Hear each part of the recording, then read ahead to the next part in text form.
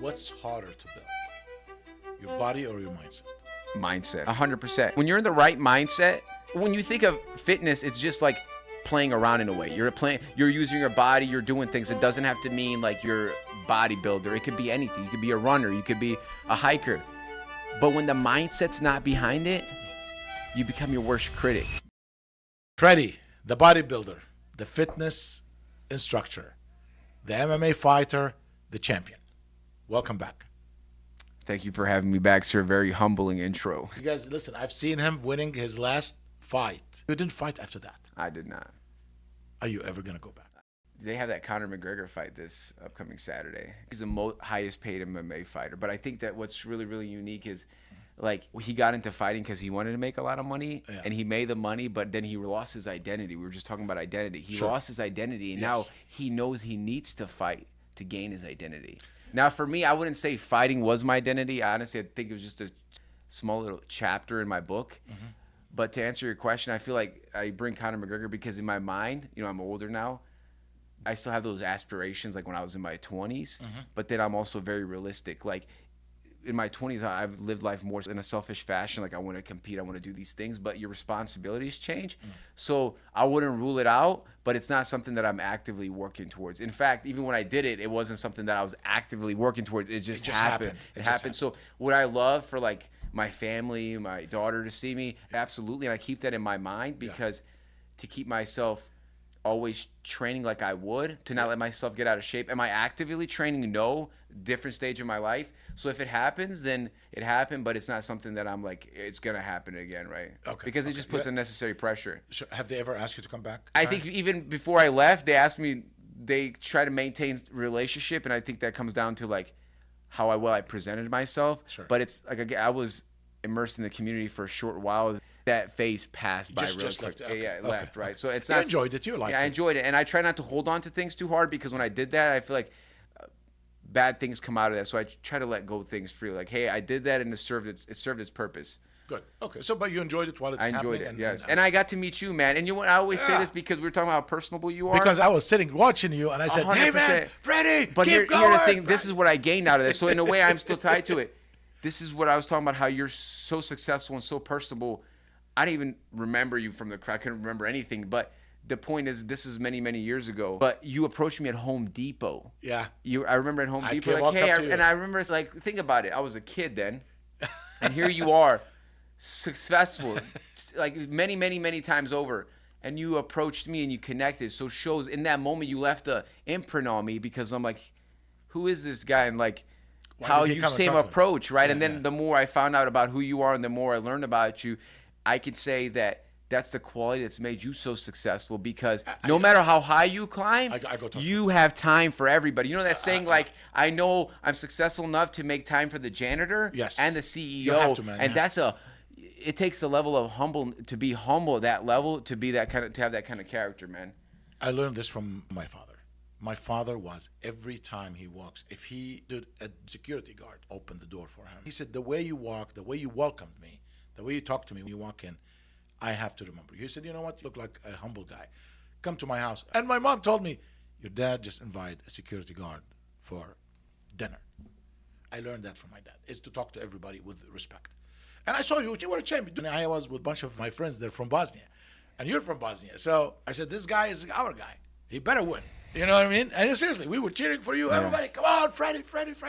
Until you won, and you jumped on the thing. Yeah. Of course. That was a good moment. Yeah, I'm very grateful for that chapter. Like I said, I'm very, very grateful that you and I have connected. I feel like outside of that, because we're in two different industries. Yes. Yeah. I feel like that was our moment to connect. We probably wouldn't have connected. And then I had a chance to train Zane, your son, and that was a cool experience. That was and I felt like so honored to be in that position. Like I said, a lot younger trainer, like even more advanced now. Like I said, but because I'm always finding ways to invest back into myself. But that to me is the biggest compliment. Like here you are, you're like, hey, I want you to work with my son. And like I even tell clients now, like I have clients because I train a lot of clients above the age of 40 who are very successful, meaning when they sense BS. And they're with me for years, right? Like they're with me 5, 6, 7, 8, 9, 10 years. Okay. And I always tell them the biggest compliment without you complimenting me is you're still here. That means I'm doing something right because at the end of the day, you're investing your time, you're investing your money. So to me, even if you never left me a Google review, you're actively complimenting me. That means I'm actively doing my job.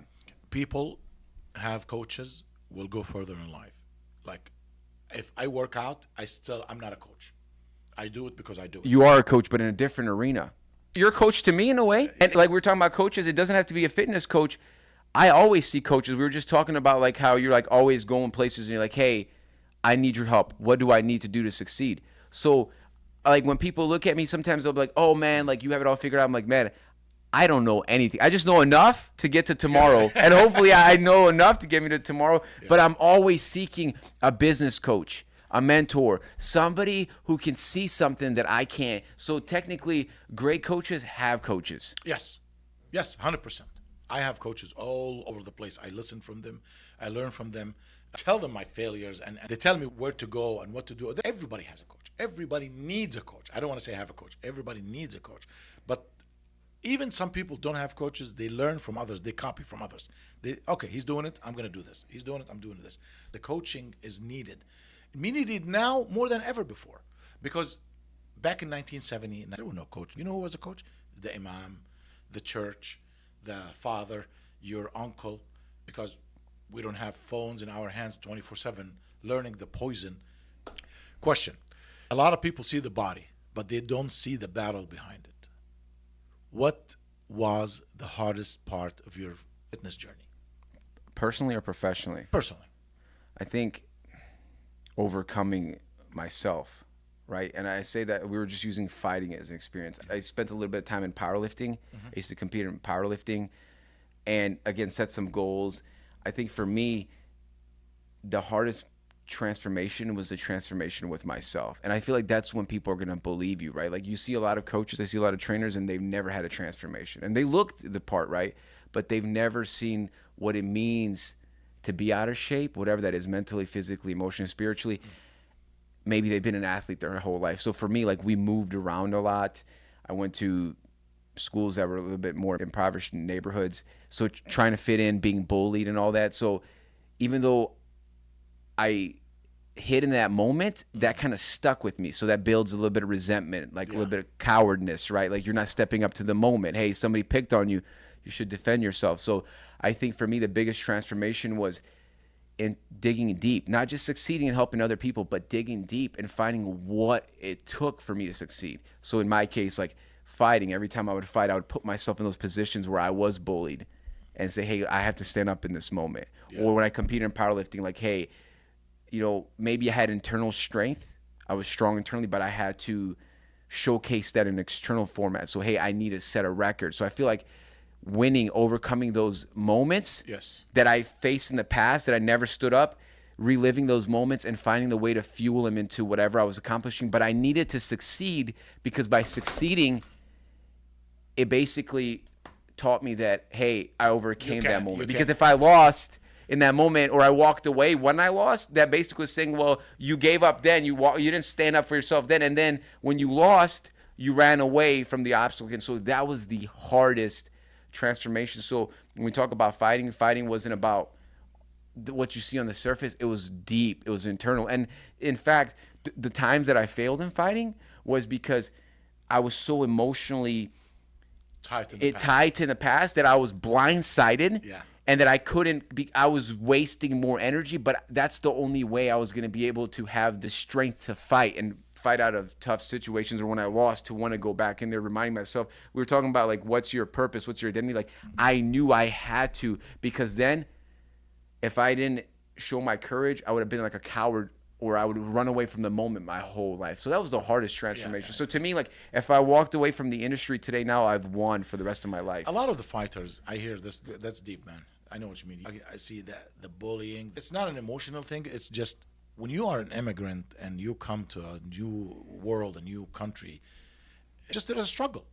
Language, culture, moves, friends. Do you have a problem making friends? I do, because for me, at the end of the day, it requires, I have a couple guys I call my friend, but like any friendship and relationship, it requires investing time. And to me, like, if I see you, like, for instance, you and I consider you a friend, I'll call you 2 years later and we picked up like where we left off. Yeah. And you're not gonna be like, hey man, you haven't called me. Where have you been? No, Because to you, you have your own things going on. I have my own things. And if you don't call me or whatever, if you don't reach out to me, so I have a hard time getting close to people. But I know a lot of people. But just because I know them doesn't mean they're my friend, right? Like I said, I don't make friends easy, and I don't let people in easily. It takes me a lot to trust somebody, right? So I would say my friends like are my family members, right? Because I trust them with everything, and I think it's a friend is who you trust them. Who do you trust with everything? You already told me who's the closest. 5. Two of them is a family member, mom, brother, and probably another sister. You know what? I didn't tell you the 5th, the youngest sister. So 3 of them is family members.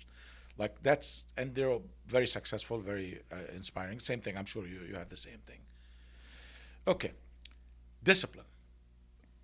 There is a moment in your life. Were you always disciplined? Was there a version of you that struggled with confidence and self-doubt?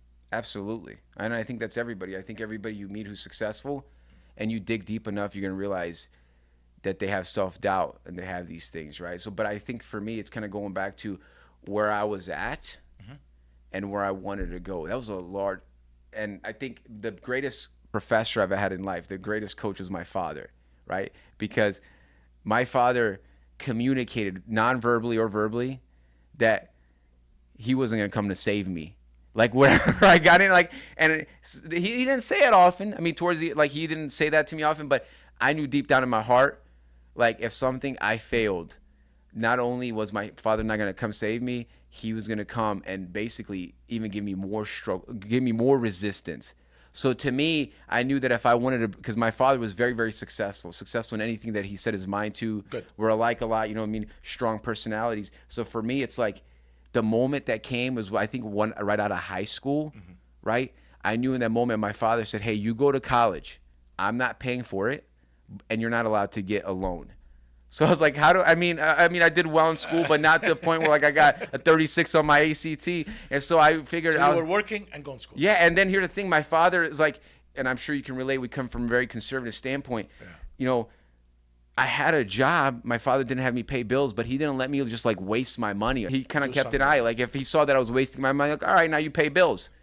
So I feel like I was between a rock and a hard place. So I was graduating high school, and I asked myself, like, man, like, if I don't make it, I'm pretty much going to be like, I'm going to be sacrificed by my own father, right? And so for me, at the end of the day, leaving high school, I knew, okay, where do I want to go now? Fitness wasn't what I thought. I mean, because again, going back to, I wasn't the one picked first. I think I needed to find time to spend internalizing myself and finding my own strengths, to find my own capacity. So then I said, okay, I'm going to go down the college route. I went to community college. Again, what stuck with me, my father said, again, I'm not paying for school and you're not allowed to get a loan. So you figure it out on your own. So I had to figure it out. And I made it work, right? I went to community college, got a scholarship. Then I went to a 4-year university. Then I realized 1 year in that that's not the route I wanted to go. And then I wanted to be a trainer. I was passionate about working with people.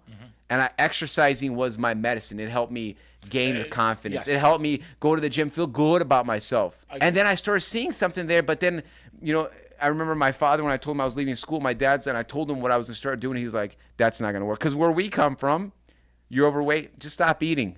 You know what I mean? Like, what do you mean you're going to pay somebody that? You just stop eating. You have an eating problem. Like you have the shaitan, the devil, right in your head always. Eat. Yeah, so to me, I'm in that moment. I remember telling my dad, I guess you look back at it, was my business plan to my dad. He's like, that's not going to work out. Who's going to pay you $500-600 a month? He's like, that's not going to work out. Right? And so I left college, and then my parents got angry because now I got a scholarship. And you let it go. I let it go.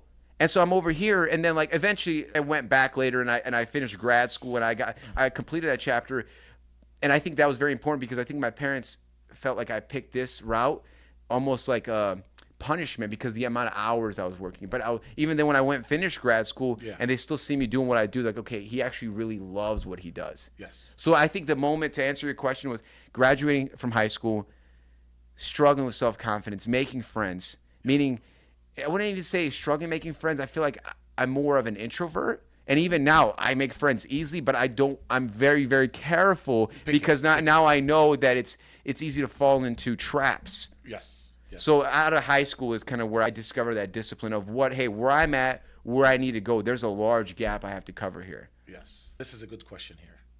What's harder to build? Your body or your mindset? Mindset. 100%. When you're in the right mindset, when you think of fitness, it's just like playing around in a way. You're using your body, you're doing things. It doesn't have to mean like you're a bodybuilder. It could be anything. You could be a runner, you could be a hiker. But when the mindset's not behind it, you become your worst critic. Once your mindset's right, like when I reached out to you, said, hey, I would like to be on your podcast. My mindset was there. So there was nothing that was going to change what it took to get here, right? But when the mindset's not there, because even now I struggle with mindset. Like if I'm working on something, I have to convince myself, or I have to find timing also goes into the equation. 100%. Mindset is, you build your mindset and then you can build anything on top of it. Okay. On the days that you don't feel motivated, how do you still show up? Professionally or personally? Professionally. That's a good one, man. And I'm sure you have your own view on it too, which I would love to hear. For me, I realize that I've committed to things, I've bit off, and if I don't do it, then I've bit off more than I can chew. So to me, I have bit off more than I can chew in a way. So I better get to work. Better get to work making these small daily chews, or otherwise I'm gonna be. And then God forbid one gets sick or can't show up to work that day. So I realized that I've bit off a lot, and I better start work on chewing this big iceberg that I've taken on. Okay. I said professional. What about personally? You would slack on personal things, like for example, I want to go coffee or hang out with a friend. I can see myself picking up the phone and say, let's do it another time.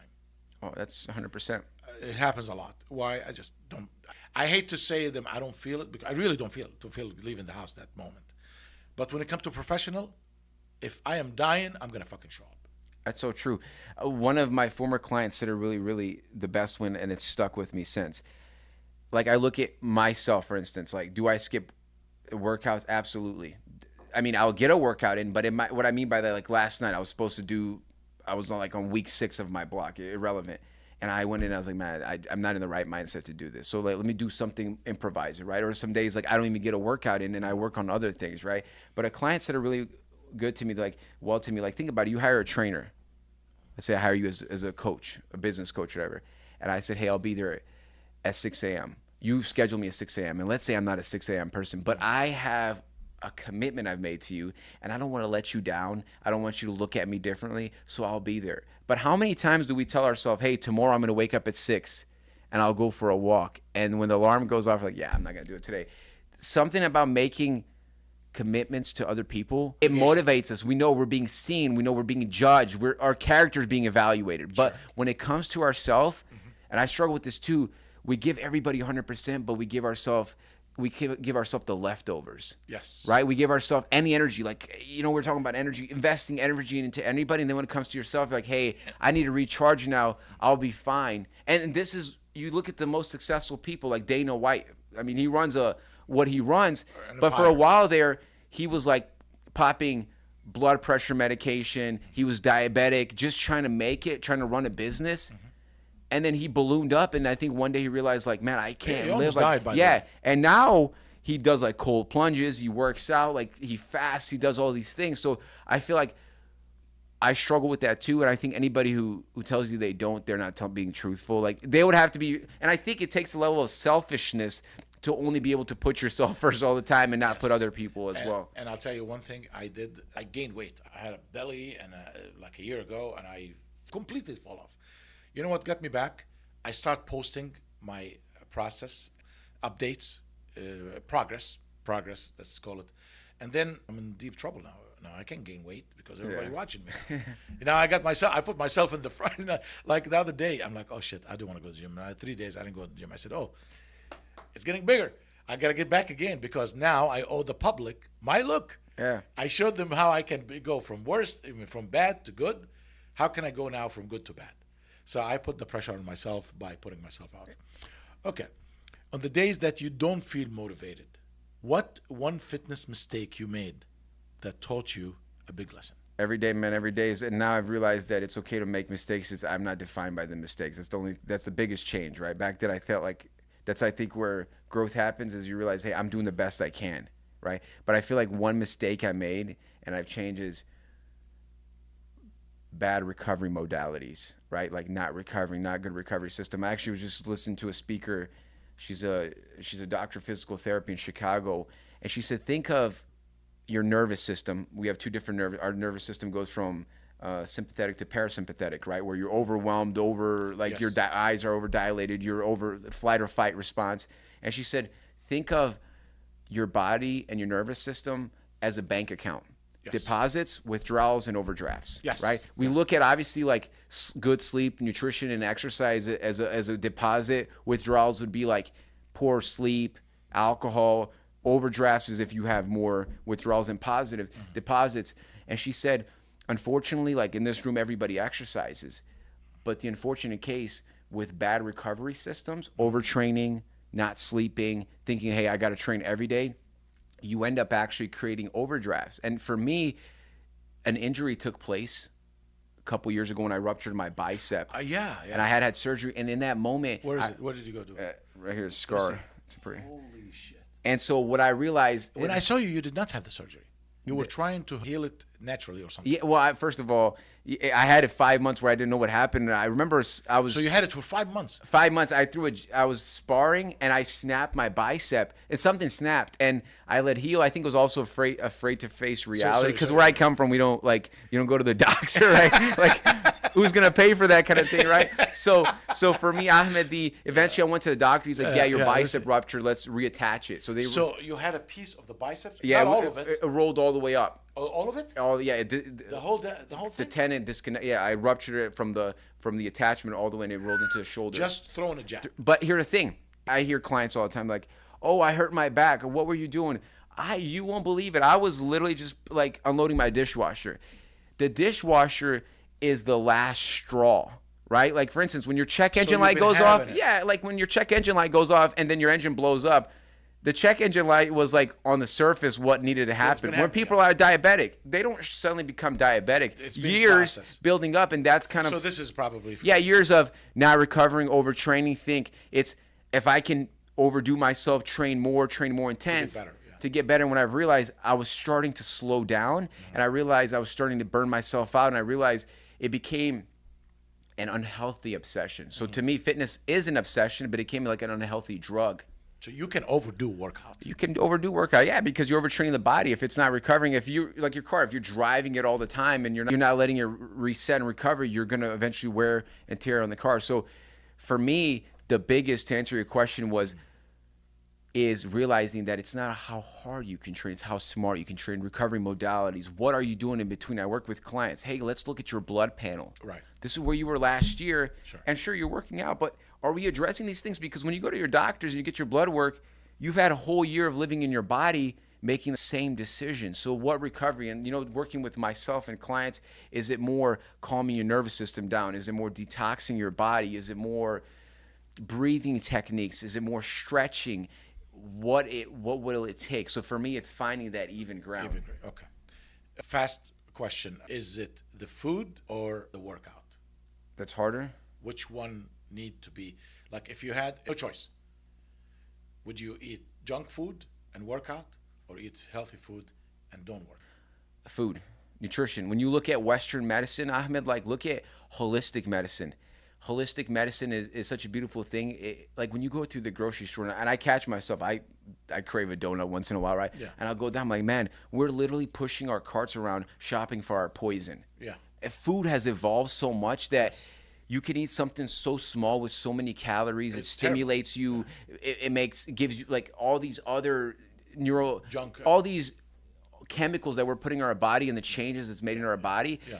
I've seen people who are maybe 7% body fat, but under the surface, their blood panel comes back like very, very poor, right? Correct. So to them, they look the part, but there are other areas that they're not addressing. And so you have these underlying factors. They might still end up diabetic, bad high cholesterol levels. So for me, if I had to pick one, it's going to be the food nutrients, because even if you're not exercising, as humans, we're going to move. In fact, building muscle is a great thing, but having too much of anything is bad. Having too much muscle in your body, it's harder on your body to deliver oxygen. It's harder for your body to move that weight around. It can be harder on your joints. So to answer your question, food is medicine. I was just speaking to a couple gentlemen from Canada, and they were talking about Western medicine versus medicine everywhere they've seen in the world. Yes. How the default answer in the United States is surgery and medication. All that does is extends your lifespan. It doesn't give you a better quality life. So to answer your question, I would go nutrition on any day 10 out of 10. Like exercise, because at the end of the day, when you eat properly, you'll be like, oh, I'm going to go plant my own garden. I want to go walk. I want to do grounding techniques. Who said it had to be how much weight you lift? It's about how the chemical reactions happening in your body. It's a lifestyle. Like, I can't eat junk food anymore. Believe it or not, I'm trying to cut down now. Like, I'm in 245. I need to go down to 220. I need to lose 25. And you know what's helping me? Food. I'm now switching to more green and lean meat. That's it.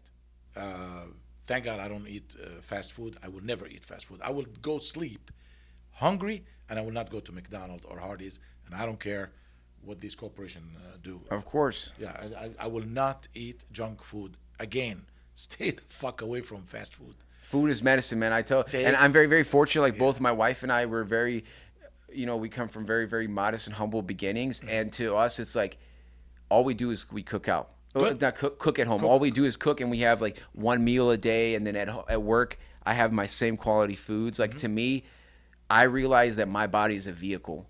And I have to get from point A to point B. Yes. And right now, if I put certain things in my body has a poor recovery system and all that. It takes me days to recover. So to me, I'm very, very basic. Here are the things. Like, I feel like the thing I struggle with most is caffeine. And it's something that I've been actively working on. Yeah. But, like, here are the foods I eat. And once in a while, if we want to splurge, we want something, we're out and about, I'm like, hey, let's get that. But we don't buy any junk at home.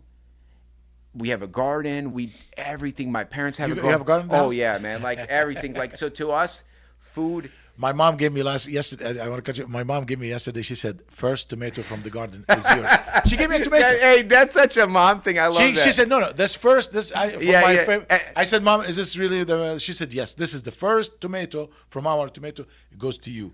I mean, how special was that? And so I'm telling you, we wouldn't need the level. Fitness has become a billion-dollar industry. We wouldn't need it at the level that we have now. It's because people have, when you have all this food coming into like I said, you can have somebody in great shape and have high cholesterol. They're diabetic and all these things. It's the food. And so at the end of the day, they're still going down. They're spiraling out of control. Food is the number one. Like that's the first access point we put in our body. Yep. So I would say, food, even if you never exercise, at the end of the day, you're going to move because you're going to want to move. And humans are designed to move. Yes. So it's what you put in your mouth. Question. How did fitness change the way you see yourself as a man? I like that question a lot. I would say the way fitness has changed how I see myself as a man would be that I'm always being seen. And what I mean by that is I feel like sometimes who we portray to the world, you hear all these things about successful people, and at home they're like drug addicts, or they have poor environment at home they've created, like two different personas, right?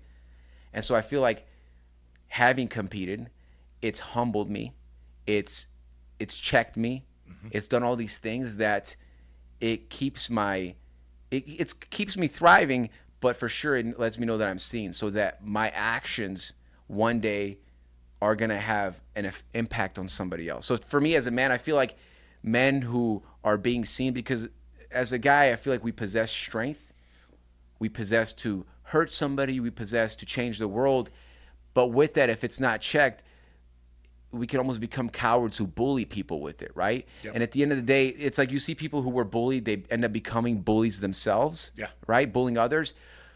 But I feel like as a guy, knowing that you're being checked and that you're being seen, it's going to allow you to appreciate and take care of the most gentle thing in life. If it's like a baby, if it's an insect, you'll realize that that's God's creation.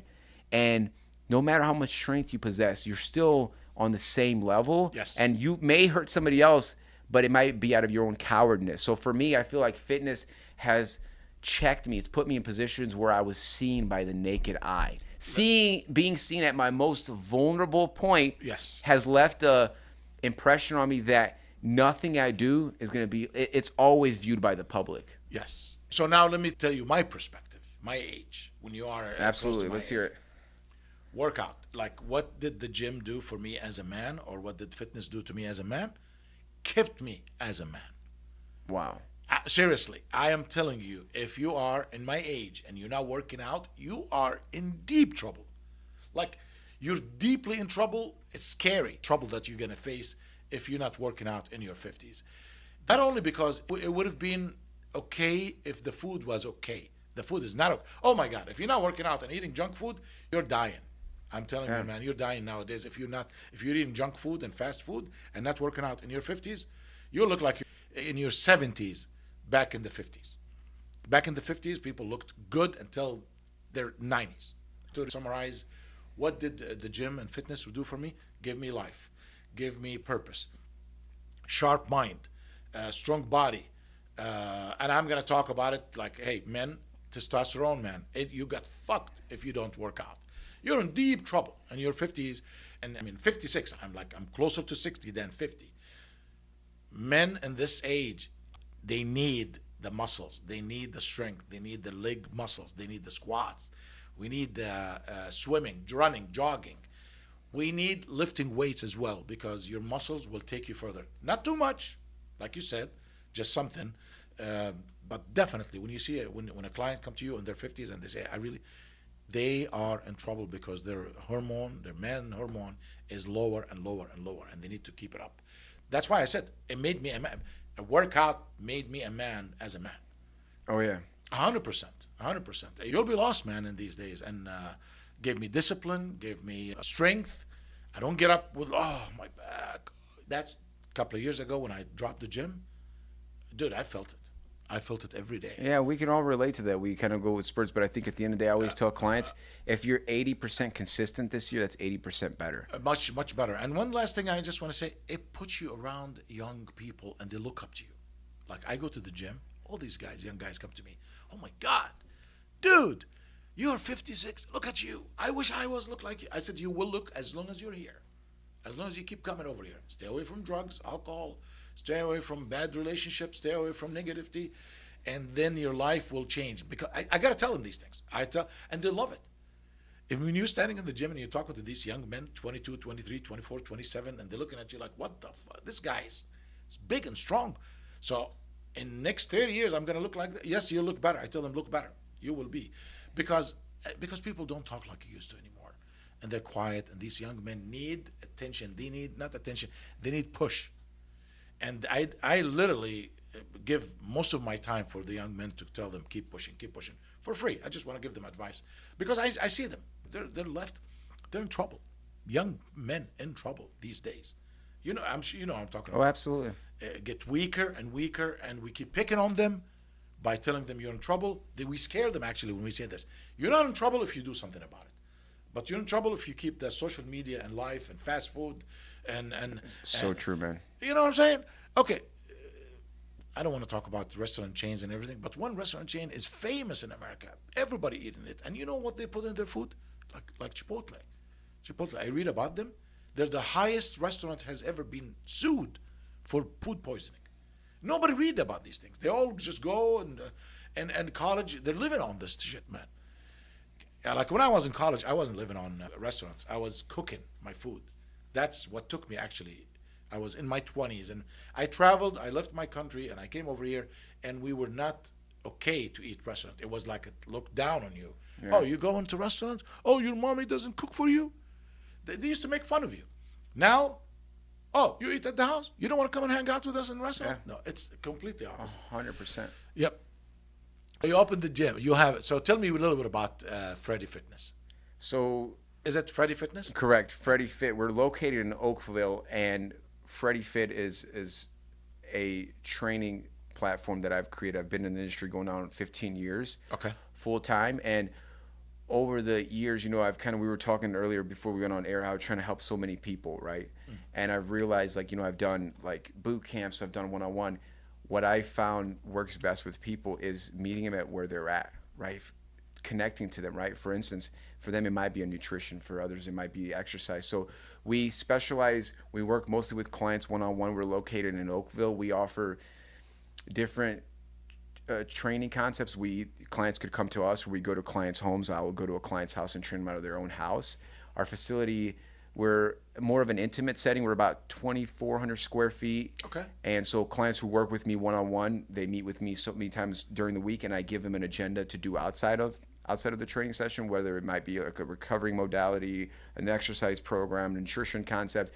Our facility is open 24/7, so our client, my active clients, are able to use the facility at their own. So you are open for 24/7. 24/7. Okay. For clients, okay. yeah. So for instance, And- when you're working with me, Okay. the idea is to meet you where you're at. Like a lot of people shy away from public gyms. You know what I mean? And public gyms have become like this big marketing drive. So I've realized the most success I've had is working with clients one-on-one, more private matter.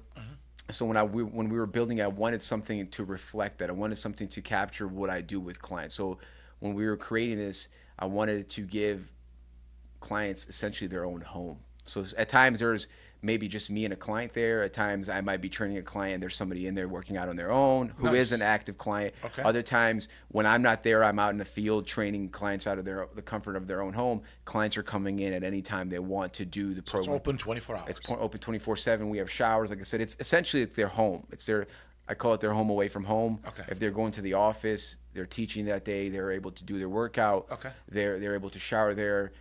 We're always adding more recovery modalities in the way we just added a sauna. So You have a sauna there. we just added a sauna, correct. So it's at the end of the day, we specialize with one-on-one clients, weight loss. I would say our ideal client is above the age of 40, a busy professional who's tried everything, like the GLP drug. They're coming off the drug, and they're trying to really identify what works. For everybody, it's different, and we try to really work during that relationship, during that journey, finding the ideal setup. They might work with me for a couple months, and then they go off to classes. They might work with me for a couple months, and they want me to train them out of their house, or they might work with me for a couple months, and they feel like they've gained everything that They just do that it. they're able to do it on their own. And what we really do is, because you look at the common reasons people stop working out, is because, oh, I don't have time, or they never made the time. So I work with them to make the time. Hey, you're meeting with me twice a week. You also have to come in 2 days on your own to work out. What days are you coming in? Oh, I'm coming this day and that day. If they miss those days, then we have action steps that ultimately lead to consequences, whether it's forfeiting additional sessions or it's they have to do additional work to make it up. So during that journey, we're basically teaching them, wow, like I've left an impression on them that even if when I'm not there one day, they've graduated, they're off on their own, they have all the tools to succeed. And usually clients keep coming back. Like I said, we're adding more products. We're in the process of adding classes and continue to grow our brand, adding more different diversity with trainers as well, so clients have more options and more flexibility throughout the process. It's beautiful, beautiful. I didn't know that was 24 hours. So there is a code they can get in and work. Yes, correct. Okay. So let's say I am a fitness instructor. You know, I have 25 clients, and I go to their home, but it got to the point that I need some time, have a facility and weights and gym and facility. Can I work with you? Can I call you and say, hey, listen, I have clients. Can we work something out? Are you open to that? For other trainers, Yeah. it's like bringing on another trainer who already has their own system and all their clients. Yeah, just your facility and I'll pay you. No, and we're trying to shy away from that because I'm not saying my way is the right way, Sure. but my way works with my clients, and just like that trainer's way works with their clients, right? Sure. And what we're trying to build everything organically. I feel like the system that I've created works for my clients and me, because like sometimes you'll see trainers like, oh, I do 2-on-1 or 3-on-1, or they have a system, and my system's advanced and it's gotten more advanced over the years. Like now we get it more into the cobwebs with the clients. Like, let's look at your blood work, let's look at your bone density. And so some trainers may or may not do that. They may do other things that we don't offer. So everything that we're trying to do, we're trying to build everything in house. So what we're seeking more is more like a college student, an intern, and kind of teaching them the way. I mean, they can have their own imprint on it, but like I said, that's, you know, bringing on trainers who are their own system. Now you're kind of like I'm taking over your business. yeah, and that too, but more like, and there's nothing wrong having different philosophies, but we're trying to keep the philosophy, like we're getting into more holistic aspect. We want to offer more services like cupping or all these other that I feel like would benefit a lot of my clients. So to answer your question, no. We want to keep everything in-house. We want to work basically where we kind of, I teach them I coach them through the system that Sure. I'm continuing to get educated on, and then we kind of bring them to the standard that my clients find that works best for them. I see. Okay, so makes sense. 100%. I mean, you have a structure. You got to keep it. Okay. What do I need to do to join your gym? So again, our ideal client is going to be above the age of 40. If you're somebody who Someone just want to join, want to work out, do want your services. Is that open? that's not open. It's not open to so the you public. have to go through you have to be a client to have access to this. Correct. You have to be a client because what we're trying to is I see what you mean. You're bringing people to get some results. we want a result, and we want a private setting because here's the way I look at it as like, let's say you're like, hey, I want to come get a gym membership. The problem with that is whatever the gym membership is, let's say it's relatively cost effective or it's very premium high end. No matter what it is, the model is not going to work out. If it's not a 40,000 square foot facility where I'm going to charge you $20 and you're using wear and tear on equipment. Yeah. Meanwhile, if you're paying something for a premium, because we work with more like high-end premium clients, and if you're paying over $100 for membership, it's not sustainable. It doesn't make sense. Yeah. And we're trying to keep it. For many years, I had the opportunity to grow as a trainer. Yeah. By working out, using other people. You want to give quality and not quantity. Correct. And for many years, as I was getting to the level I'm at, I trained out of other facilities and I occupied space. And when I realized it's like, sometimes it feels like stepping on top of each other, right? I see what you mean. And so for what I'm trying to create, it's like, hey, Ahmed is the client of mine. I know Ahmed personally. This is my house, his house. When I'm not here, I trust Ahmed. I know that he's going to take care of this thing. But we have that working relationship together. So now, sooner and later, we're going to add, once those clients who have been with me say, hey, Freddie, I don't want to work with you anymore, but I would love to use your facility. We would make that option because that relationship is there. Relationship and oh, absolutely. You love the private facility. You feel like you're ready to go on your own. All right, then let's get you a membership. But for right now, it's not open to the public. This is not a gym. What do you call it? This is a private. Correct. Let's call it a private gym. Yeah, it's a private gym. It's by invite. That's it. You buy invite. You're not going to come and join. I'm going to let you join. And you know what? People like that. Yeah, because I love that. I love that. To be honest with you, as for a while, I had a home gym because being around people all day, I'm like, man, I need my own privacy. I need my own space. Yeah. I realize people want that. They love community, and we're always building. We're wanting to build, offer more products and classes. But I feel like it's the feedback on this system has been phenomenal. Hey, I can come in whenever I want. Mm-hmm. You're gonna write me a plan with video instructions, so I'm basically there with them. But I'm slowly removing myself over the course of the relationship to give them the tools. Now, at the end of that journey, if they're like, hey, I still want you to be my trainer, even though we've accomplished our goal, it gives people the ability to do that. Okay. What do you advise someone keep comparing themselves with others? It's a thief of joy. And anyway, I could say the same thing professionally. 5 years ago, look at Ahmed. You look what he's created. Why am I not there? At the end of the day, I think it's another distraction. And I think at the end of the day, again, what works for me, I've been brewing and building for many years, and I found what worked. But that's not to say I haven't tried it. Oh, Ahmed's doing this. Let me go do what he's doing. And only to realize that that's not what I was supposed to be doing. So at the end of the day, I feel like God's given us all our unique path on how to get back on path as well. And it takes a level of discipline and steadfast. It takes a level of patience to realize, hey, you got to focus on what's in front of you. And comparing yourself to other people is just another thief. It's just a thief of joy. Right. So it's not gonna. What is it gonna do? It's not gonna get you anywhere. At the end of the day, it's gonna make you more frustrated. Yes. And it's just gonna allow you to procrastinate. So you just gotta focus on what's in front of you. Give me one good story, and what did you find out from one of your clients? This is actually a great one. I'm actually in the process of. I want the client to share her story so we can kind of highlight her changes. I think when you look at. And I love what you just said there. Go back to the basics, the ones and twos. Like in fighting, we say, hey, man, why are you doing the flash? Yeah. Maintain your jab, find your one and twos, and then build off of that. You're trying to do things that you shouldn't be doing. So I feel like as a trainer, I'm always forced to evolve, meaning because my biggest fear, I guess, is to become stale. Right, man, you've been offering the same thing. Like every time you see me, every time I come back into this room, you're going to see a different concept. You're going to see how everything I'm doing now, I'm like, I don't even do that anymore, right? Like I've evolved. Yeah. Right. So I feel like in the last couple of years, or I say the last couple of years because it's the last couple of years that it's come to my understand, knowledge is people who get on these weight loss drugs like the GLPs and all these drugs. And, you know, the drug has been around obviously forever. It's designed for people who are diabetic, but it's found its way into weight loss. And we're seeing is the studies of people who, when they get on the drug, why exercise is so important, how many people neglect and how many people put that on the back burner. And I had the opportunity to learn from a professor from, I think it was San Diego University out in California. He was speaking, a professor who was teaching other health professionals why the drug it's like going to be a $31 billion industry by 2030. Is that the thing? Yeah, it's a shot, correct. Isn't people dying from this shit?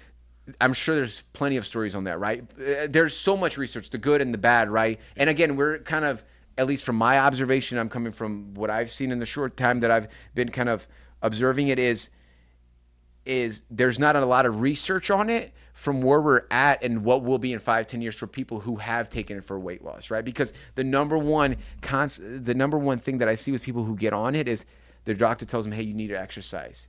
Well, when you see weight coming off, are you going to exercise? You're like, yeah, I'll do it. And then you walk your dog, you're like, hey, my weight's coming down, I'm good, right? And so what we're seeing is a lot of people who get off the drug, I think the research had said that when you get on the drug, you lose about 16% of your body mass, right? So if you're like... So muscles, everything, right? That's why I say exercise is so important, right?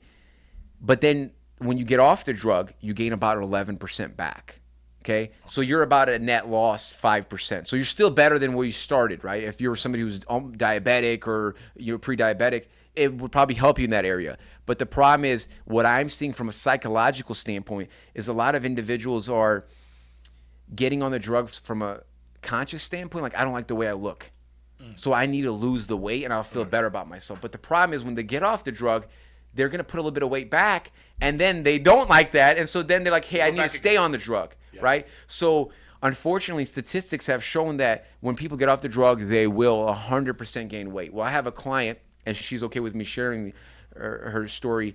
She was on the drug and she approached her doctor. This is before her and I started working together. She's like at 152 pounds and she was up to 230. So there's about a 70-pound difference. So she approached her doctor, I think in 2023.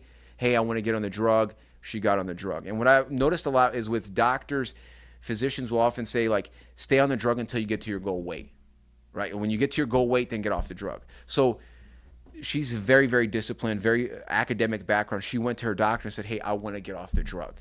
Right. Well, her doctor said, hey, I'll maybe hire a professional, start working with a trainer. So I started working with her as she was starting to get off the drug.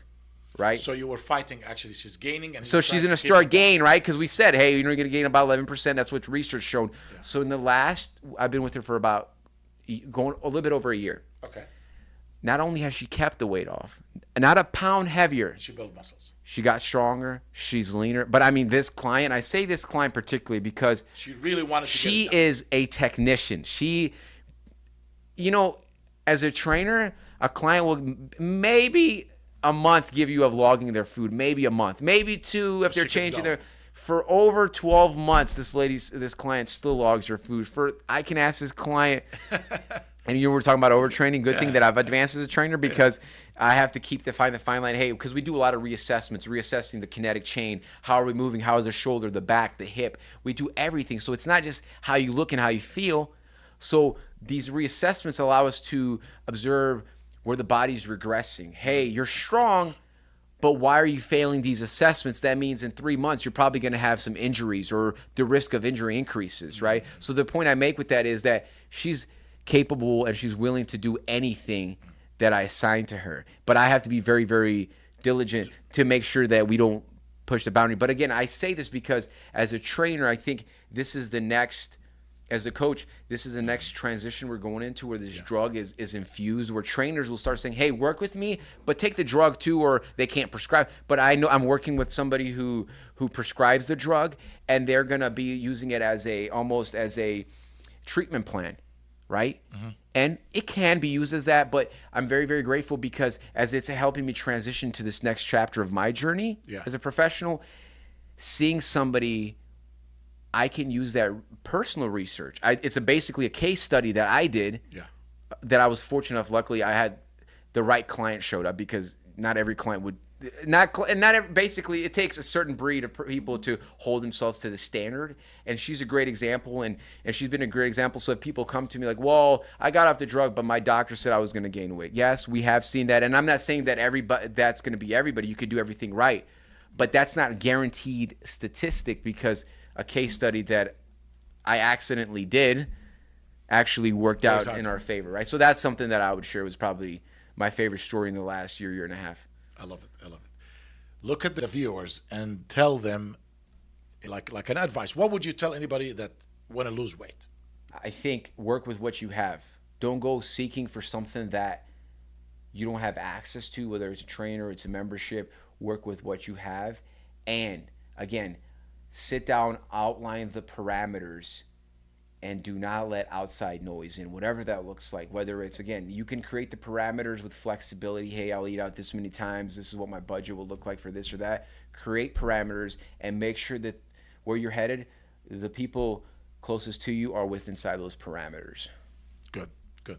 And believe in yourself. And again, be surrounded by individuals. Like you take Ahmed, for instance. And the one thing I love about Ahmed, to kind of highlight him, is he's open to everything, no matter how successful he's gotten. Like, and again, he's 20 years older than me, and I learn every day from him, but he's always surrounding himself with people who may or may not know more or less than him. And so surrounding yourself with the right people, whatever industry that is. Thank you. Yes, yes. Thank you so much, man. I enjoyed it. I enjoyed seeing you. Let's do it again. Absolutely. Next time, we're recording something in your gym. Oh, I would love that, I would love to come over there. I would love that, man. Just check things over there. Absolutely, man. Thank you. Thank you so much. Thank you.